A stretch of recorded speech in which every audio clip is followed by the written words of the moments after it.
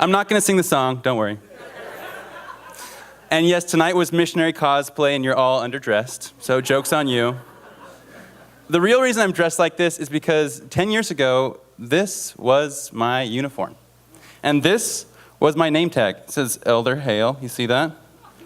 I wore this name tag day in and day out as a Mormon missionary in Minnesota.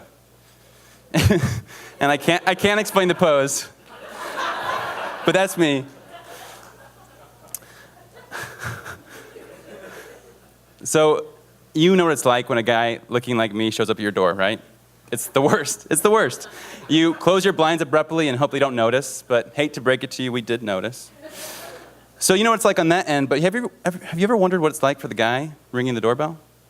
Well, I can't speak for everyone, but for me, it was terrifying. Utterly terrifying. In fact, let me tell you about my very first street contact. That's what we call it when you talk to somebody in the street as opposed to on the doorstep. And this was my very first time. It was October 29th, 2008, and a group of about 8 of us missionaries got together. Well, we woke up before dawn, hopped on a bus from the Provo Missionary Training Center in Utah, and headed to the airport.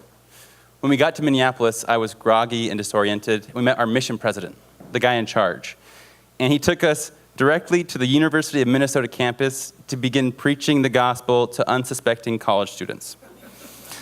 I got paired up with my mission president, who promptly dashed off to talk to somebody, leaving me alone, dressed like this, amid a sea of my peers, people who were a lot like me. Some of them had just left their families, but I had a very different agenda. I spotted somebody at a bike rack. Actually, this bike rack right here, got it from Google Maps. Easy prey when they're unlocking their bike, right? You got like 10 seconds. And I don't know how I did it, but I forced myself. I willed myself to walk over there. And I don't know what I mumbled. Something like, I have a message, Jesus, families, would you?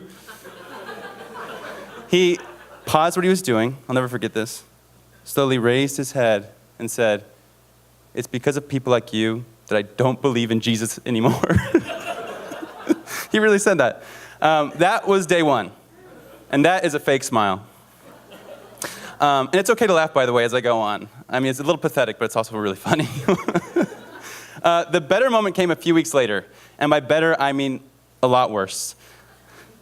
Talking to people was not getting any easier. It was getting harder. Thankfully, I had a really patient missionary companion assigned to me. People always wonder if you choose who you're with. You don't choose.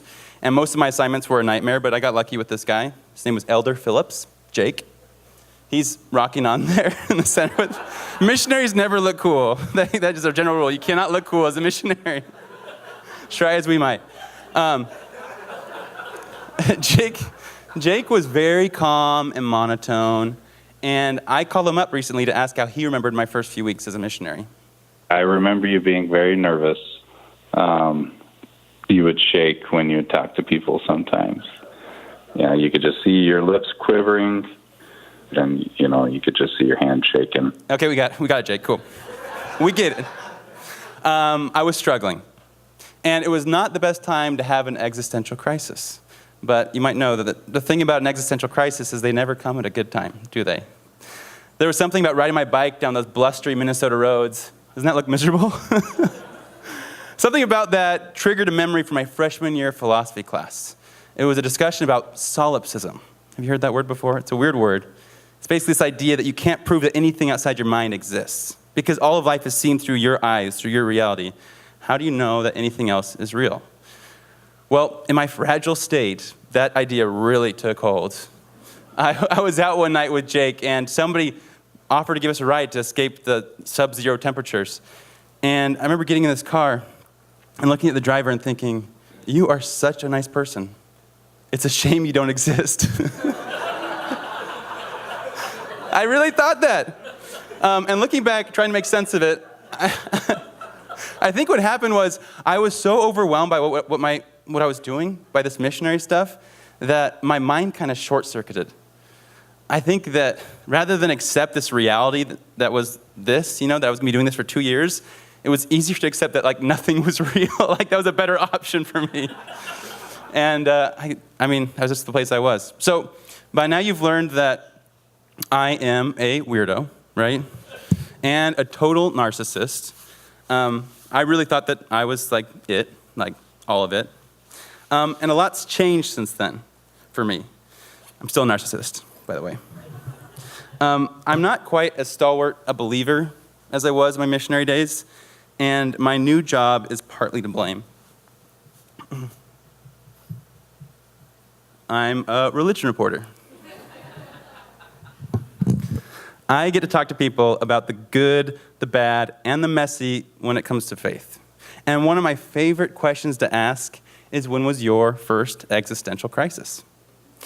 I recently asked that question to Christina Rossetti. She's a practicing Catholic, and for her, it was about age 6 that she started grappling with life's bigger questions. I have like a distinct memory when I was little of wondering, wait, how is God hearing all these prayers? And having this like idea of like, maybe he's a giant ear. Like, what? That one was just a warm-up. The real crisis began a few years later when Christina's grandmother died.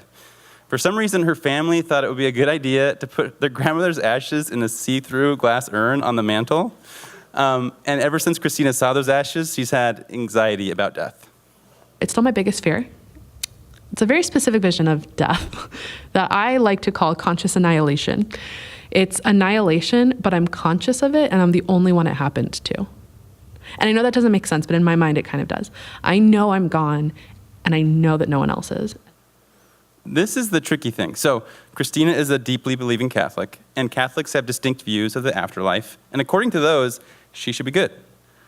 But this death thing, or as Christina would say, this conscious annihilation, it's not resolved for her.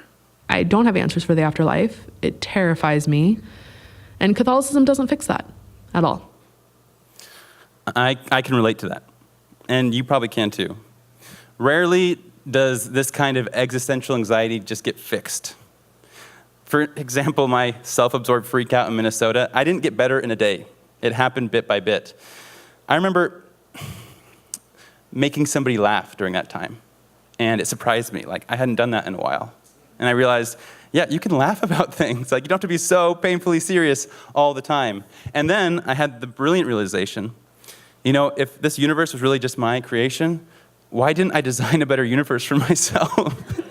Why was I biking down these streets, talking to people who wanted nothing to do with me? Like, that would have been, frankly, shitty design thinking on my part. PRX joke. So, bit by bit, you loosen up. You learn to live with life's unanswerable questions. And that's what Preach is all about. In Preach, you're going to hear from people who are wrestling with the messiness of faith, people who are living with the unknowable, and when they can, trying to keep a sense of humor about it, because you kind of have to. We all live with the fact that we don't have answers to most of life's biggest questions, but talking helps. So, do you want to hear more?